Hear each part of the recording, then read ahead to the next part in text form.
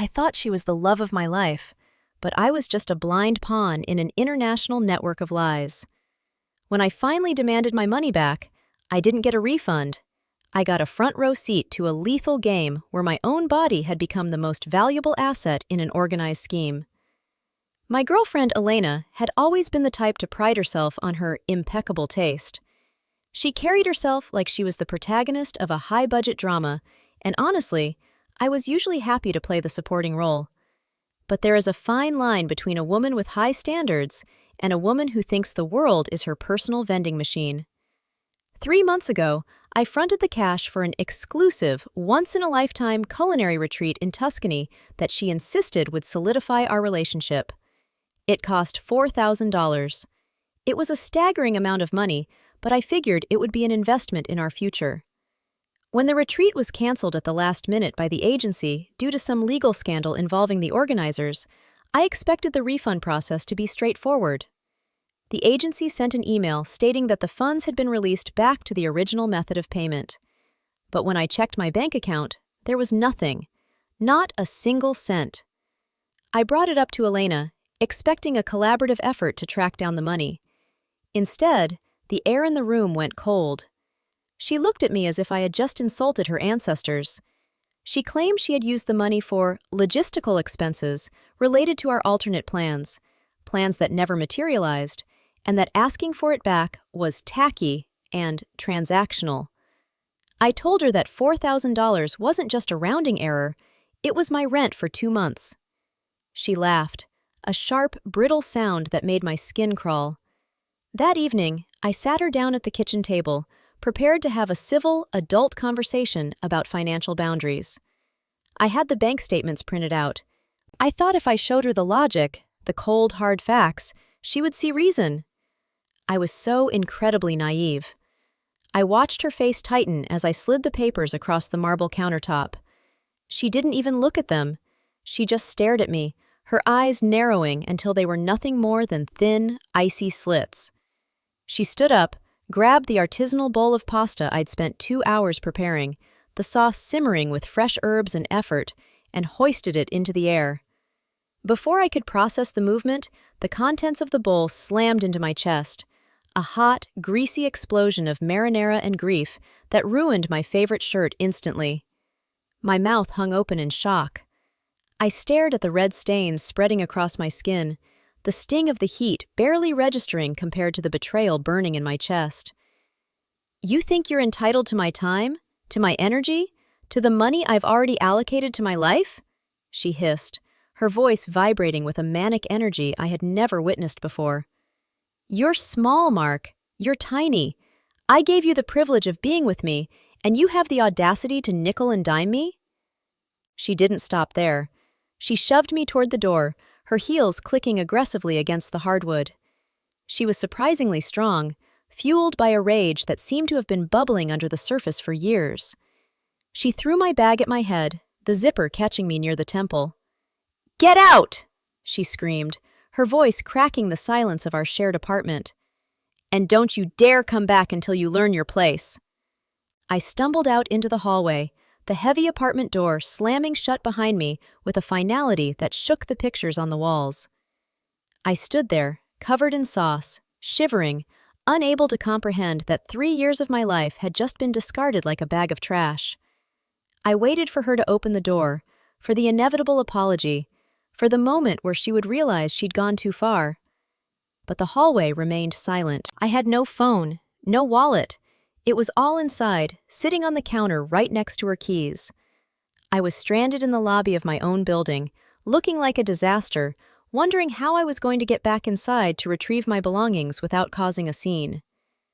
I went to the front desk, hoping the concierge could help me, but the look on his face stopped me cold. He wasn't looking at me with pity, he was looking at me with fear. He gestured to the lobby television, which was muted, showing a newsfeed of a local office building surrounded by police tape. The headline scrolling across the bottom hit me like a physical blow. "Massive fraud discovered in luxury travel agency. Accounts linked to international money laundering scheme." My stomach turned. I recognized the company name immediately. It was the same agency that had canceled our trip. I leaned against the desk, my heart hammering against my ribs, trying to make sense of why a simple refund issue had escalated into a police investigation. My phone buzzed in my pocket. Wait, no, it wasn't my phone. It was a burner phone I had found tucked inside the lining of my gym bag, a bag I didn't even remember packing that morning. I pulled it out, my fingers trembling. The screen lit up with a single, anonymous text message. "He knows. Don't go back to the apartment. She's already wiped the drive, and if you step through that door, you're the one they'll pin the organized scheme on." I stared at the screen, the words blurring. My life, my bank account, and my identity were being dismantled in real time, and Elena wasn't just a spoiled girlfriend. She was part of something far more dangerous than I could have ever imagined. I looked toward the elevators, thinking about my wallet and my keys, and then looked toward the lobby exit. I had seconds to decide, and as I heard the heavy clatter of boots hitting the marble floor behind me, I realized I had already made the wrong choice by being there at all. I turned around, and standing at the end of the corridor, flanked by two men in dark suits, was Elena. She wasn't angry anymore. She was smiling, and in her hand she held a set of keys, my keys, dangling from her finger like a lure. "Oh, Mark," she said, her voice dripping with a terrifying saccharine sweetness. "I'm so glad you decided to stay for the finale." The lobby air felt like it had been sucked out of the room, replaced by a vacuum of pure, suffocating dread. I stood frozen as Elena walked toward me, her heels rhythmically striking the floor like a countdown clock. The two men behind her weren't just security. They moved with the predatory, synchronized precision of people who spent their days navigating illegal underworlds. My mind raced, trying to bridge the gap between the woman who used to complain about the temperature of her morning latte and the person standing before me, looking as cold-blooded as a shark. She stopped a few feet away, the light catching the sharp angles of her face, and held out my keys. They jingled, a tiny metallic sound that felt like a death knell. "You always were so observant, Mark," she murmured, her tone sickeningly gentle. "It's a shame that curiosity is a trait that usually gets people into trouble."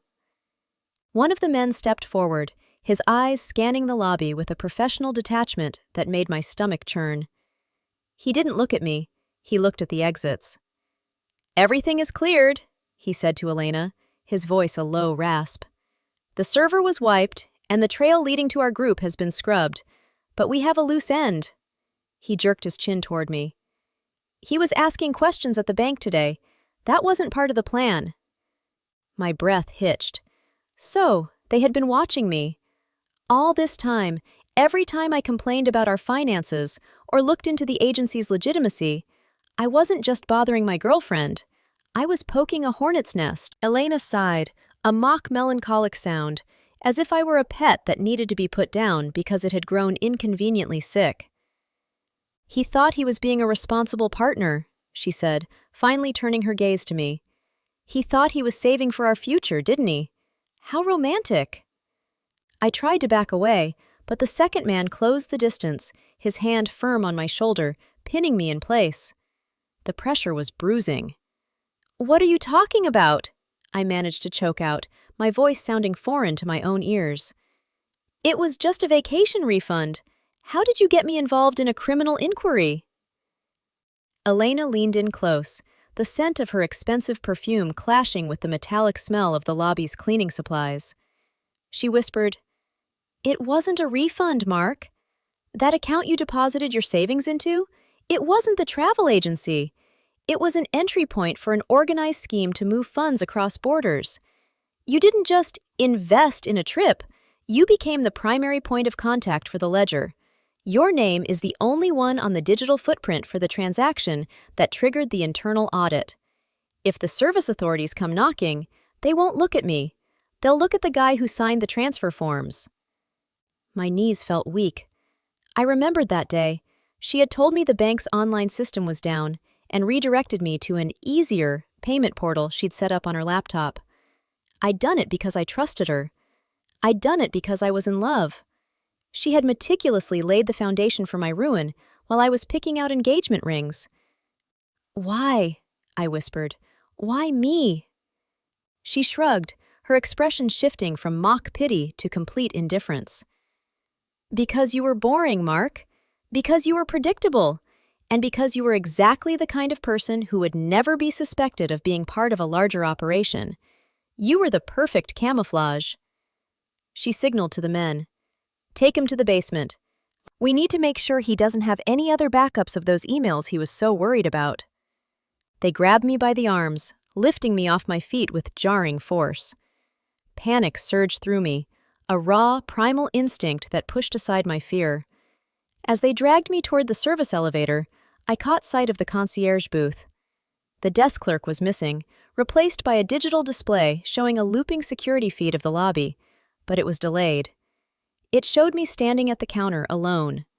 They had hacked the building's own surveillance system to hide their presence. As the elevator doors slid open to reveal the dark, concrete bowels of the parking garage, I realized that disappearing here wouldn't be difficult. The concrete walls, the flickering fluorescent lights, the rows of abandoned vehicles. It was the perfect place for a secret to stay buried forever. Just as they shoved me inside the car, a black sedan, my peripheral vision caught something moving behind a concrete pillar. It was a flash of red, a security badge. Someone was watching from the shadows of the loading dock, someone who hadn't been part of this group. The man holding me grunted, distracted for a split second by a sudden, sharp tapping sound coming from the ventilation shaft above us. It was a signal. The lights in the garage flickered and died, plunging us into total, absolute darkness. In that sudden transition from light to blackness, I felt the grip on my arm loosen just enough. I didn't think. I lunged, throwing my entire weight toward the sound of the exit door, hearing the heavy thud of a physical struggle behind me and the sharp, unmistakable click of a mechanism. Not a weapon, but the heavy steel door being engaged from the outside. Then, the voice of the concierge cut through the silence, amplified and cold. "The internal investigation has initiated. Nobody leaves this floor." The darkness was absolute, heavy with the smell of exhaust and damp concrete. I scrambled across the floor, my hands scraping against the rough surface, searching for the edge of the service elevator or a pillar to provide some form of cover. The silence was the worst part, the sudden, suffocating quiet after the chaos of the struggle. My heart was slamming against my ribs so hard I was certain they could hear me. A few feet away, I heard the grunt of a man hitting the ground, followed by the metallic rasp of a weapon being drawn. My blood turned to ice. They weren't just here to intimidate, they were here to finish the job. "Kill the lights, not the witness!" Elena's voice sliced through the dark, sharp and devoid of any human empathy. "We still need his passwords, or the internal investigation will have enough to track the digital breadcrumbs right back to the head of the operation. Find him!" I pressed my back against a rusted pillar, trying to regulate my breathing. My thoughts were a whirlwind of terror and desperate calculation. I had a burner phone in my pocket that I'd snatched from the gym bag, but if I turned it on, the light would give away my position instantly. I felt along the concrete, my fingers grazing something cold. A heavy, industrial-grade fire extinguisher left abandoned near the wall. It was bulky and awkward, but it was the only thing that felt like an equalizer. I heard footsteps crunching on loose gravel nearby. They were moving in a pincer formation, sweeping the area. I could hear the man on my left, breathing heavily, his stride confident. He was too close. I didn't wait. I swung the extinguisher with every ounce of desperate energy I possessed. There was a sickening thud, followed by a wet, collapsing sound. The man hit the ground, his weapon skittering across the floor with a metallic clatter that echoed like a gunshot in the cavernous space. "Over there!" one of them shouted, and suddenly the blinding beams of high-intensity flashlights cut through the gloom. I was exposed. I bolted. I didn't care about direction. I just ran toward where I remembered the emergency exit being. My feet pounded against the concrete, the air in my lungs turning to fire. I could hear them right behind me, their boots hitting the ground with lethal intent. Elena was shouting orders, her voice now filled with a genuine, frantic malice. She knew that if I got out, the entire house of cards she'd spent years building would collapse. I reached the steel door, shoving my shoulder into it, but it wouldn't budge. It was locked from the outside.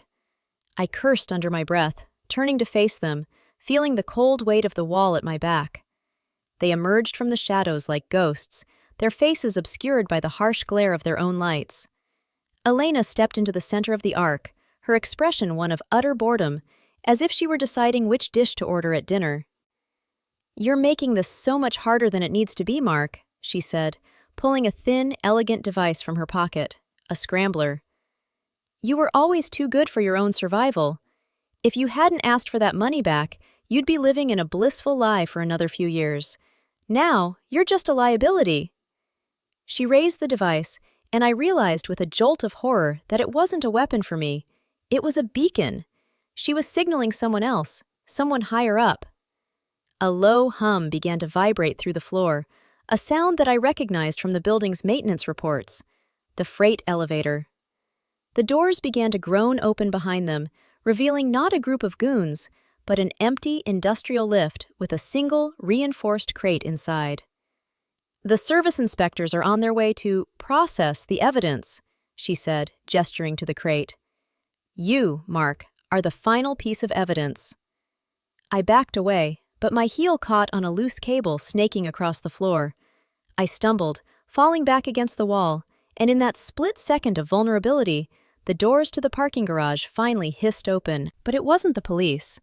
It was a black, nondescript van, and the side door slid open to reveal a man in a tactical vest with the words "Internal Security" emblazoned in reflective lettering. He wasn't looking at me. He was looking at Elena. "Elena," the man said, his voice echoing with authority. "The internal investigation has flagged your unauthorized access to the server. You are currently in violation of federal protocols regarding restricted assets." Elena's face paled, the mask of control finally cracking as she looked at the van. She turned to run, but the men who had been hunting me suddenly froze, their weapons dropping to their sides as they stood at attention. I was paralyzed, caught between the woman who had ruined my life and the arrival of a force that seemed even more clinical and terrifying. Then, the man from the van stepped out, his eyes locking onto mine with a gaze so piercing it felt like he was reading my medical history. "Mr. Henderson," he said, gesturing to the van, "we've been waiting for you to trigger the alarm. Your girlfriend has been under surveillance for months, but we needed the encryption keys. You just handed them to us by leading her into this trap." My mouth went dry. I what?" "You didn't just ask for a refund," he continued, walking toward me as Elena began to back away, her eyes darting for an exit that no longer existed. "You unknowingly activated a tracking protocol that mapped her entire organization. We needed her to reveal her true colors in front of a verified witness. You've done your job, Mark. Now, walk toward us and leave the trash behind." As I stood up, feeling the blood pounding in my ears, I saw Elena reach into her jacket, her hand tightening around something small and metallic. She wasn't going to go down without a fight, and as she lunged, not toward me, but toward the man from the van, the light in the garage flashed one final time. The sound that followed wasn't a gunshot. It was a high-frequency pulse that sent me crumpling to the floor in agony, my vision fading into a static-filled gray, and the last thing I saw was Elena's face. Not one of fear, but of a dark, triumphant realization. She hadn't been trapped. She had been waiting for the exact moment the internal investigation revealed its hand. The silence that followed the pulse was louder than any explosion. My ears were ringing with a high-pitched whine that threatened to shatter my equilibrium, and the world tilted sideways. I was face down on the cold, greasy concrete, my limbs feeling like lead pipes. Every muscle in my body spasmed with the residual charge of that device. Through the haze of pain, I managed to push myself up on one elbow, gasping for air that tasted of dust and ozone. The scene had shifted in a heartbeat. The men in tactical gear were no longer standing at attention. They were scattered, some clutching their heads, some sprawled motionless on the ground, incapacitated by the same pulse that had nearly scrambled my brain. The man from the internal security van was on his knees, his hands trembling as he clawed at his chest, struggling to breathe. Elena stood over him, perfectly composed, her movements fluid and predatory. She hadn't been affected by the device. She reached down, plucked a small, encrypted drive from the man's vest, and tucked it into her pocket with the casual grace of someone checking their reflection in a mirror. She turned to look at me, and her expression was terrifyingly serene. It was the face of a woman who had just cleared the final hurdle in a race she'd been running for years. "You really are a remarkable catalyst, Mark," she said, her voice soft but carrying clearly across the cavernous space. "I needed them to show themselves. I needed their clearance codes to unlock the final layer of the offshore accounts. I couldn't get close enough to their lead investigator until you so conveniently exposed yourself." I tried to stand, my legs shaking, but I collapsed back down. "You used me," I whispered, the words tasting like ash. "Everything, the relationship, the trip, the fighting, it was all just to lure them out?" She knelt down in front of me, reaching out to brush a stray lock of hair from my forehead. Her touch was cold, clinical. "Don't be so dramatic. It was a partnership. You provided the cover, the bank accounts, and the moral high ground that kept the authorities from looking too closely at our living situation. You were the perfect shield, and now you're the perfect scapegoat. By the time the real authorities show up here, the internal investigation team will have disappeared, and your prints will be on every piece of illicit equipment in this garage." Panic surged through me, stronger than the physical pain. I looked around desperately. The van door was still open. Could I reach it? Could I grab a radio and call for real help? But Elena stood up and pulled a small, sleek device from her jacket, a remote detonator. She pointed it toward the base of the main support pillars that held up the parking structure.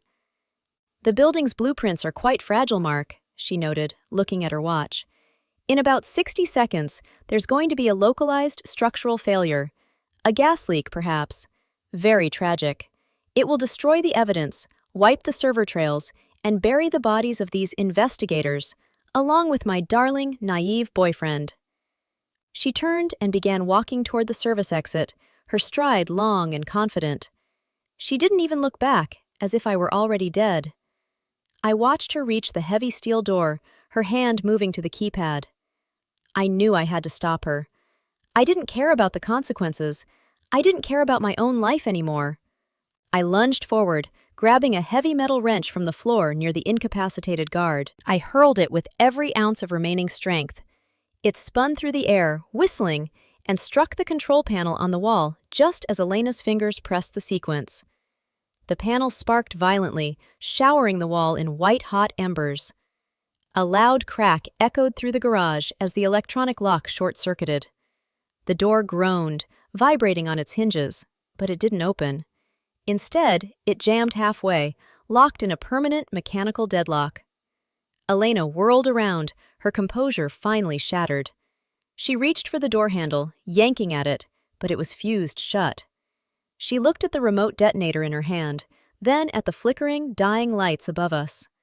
The garage began to tremble, not from her detonator, but from the building's own automated fire suppression system, triggering a high-pressure foam release. White, thick, chemical-heavy foam began to billow from the ceiling, obscuring everything. "You idiot!" she screamed, her voice rising to a frantic pitch. "You've sealed us both in!"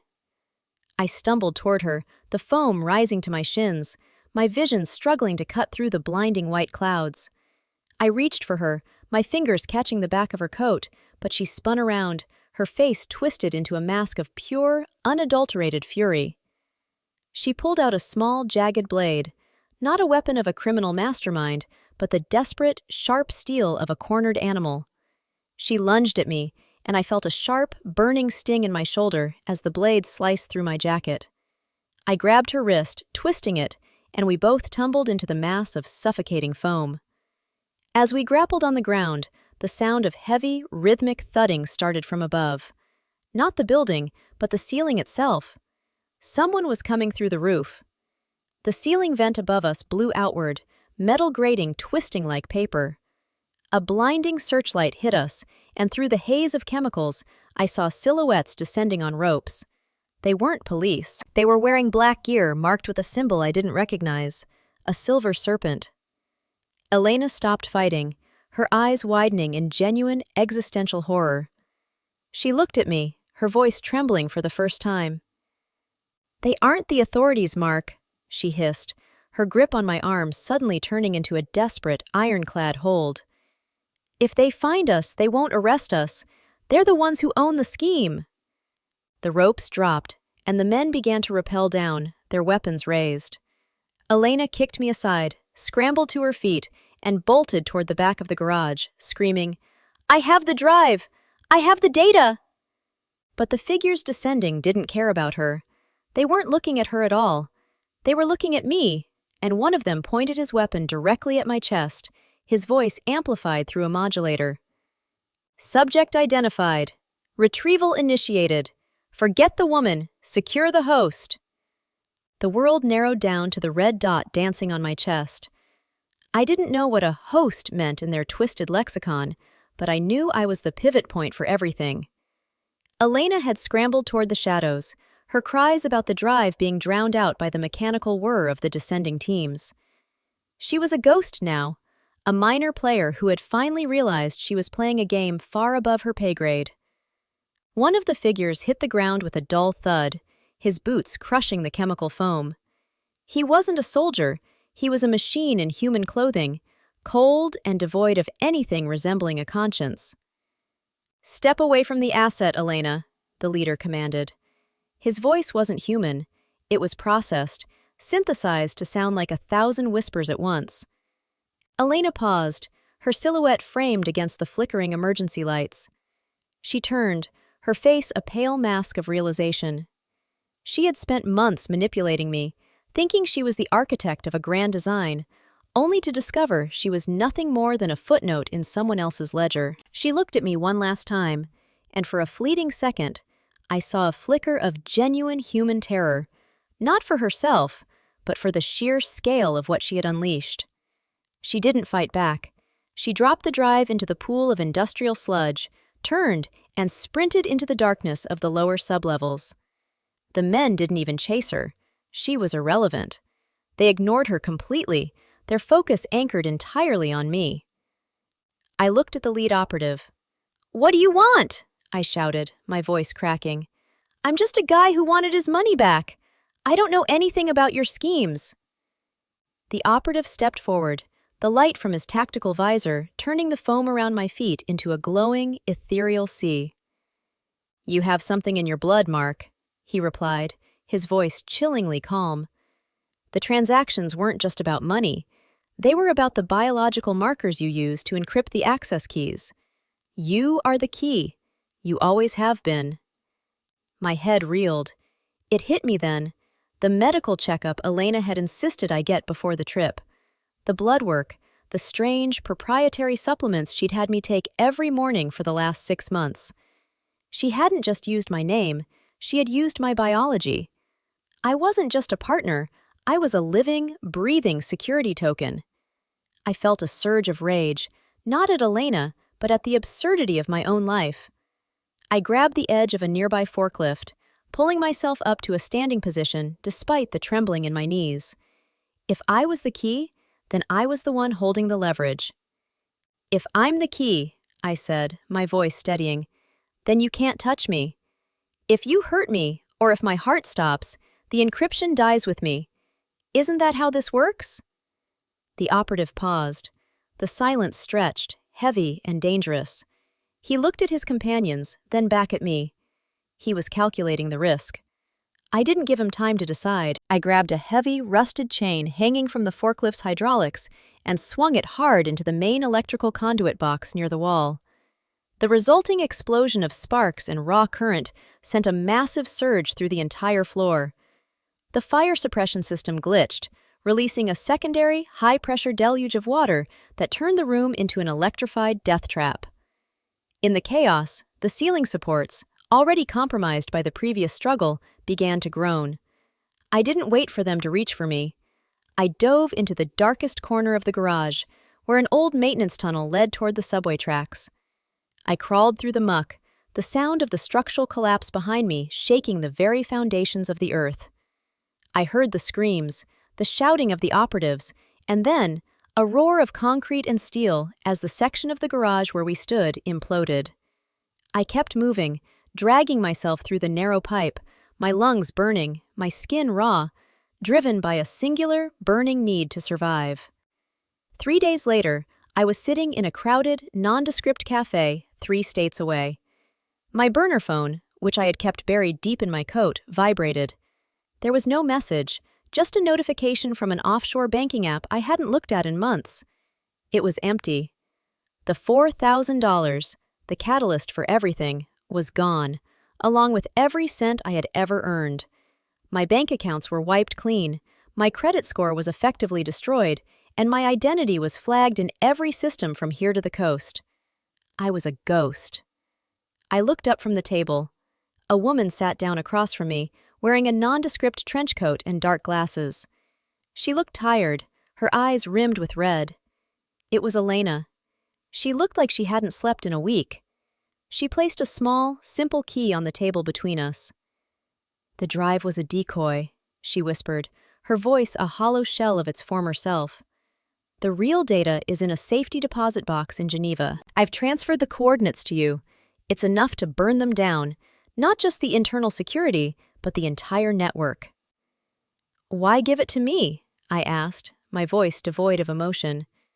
She looked at me, and for the first time, there was no manipulation, no facade. "Because I'm tired, Mark, and because you're the only one who knows how to use the key." She stood up, leaving the key on the table, and walked out into the rain. I watched her go, then picked up the small piece of brass. I had no money, no home, and no future as I knew it. But as I looked at the key, I realized I had the one thing that kept me alive: the truth. I finished my coffee, stood up, and walked out into the city, not as a victim, but as the person who now held the code to bring the entire house of cards crashing down. The game wasn't over. It was just starting.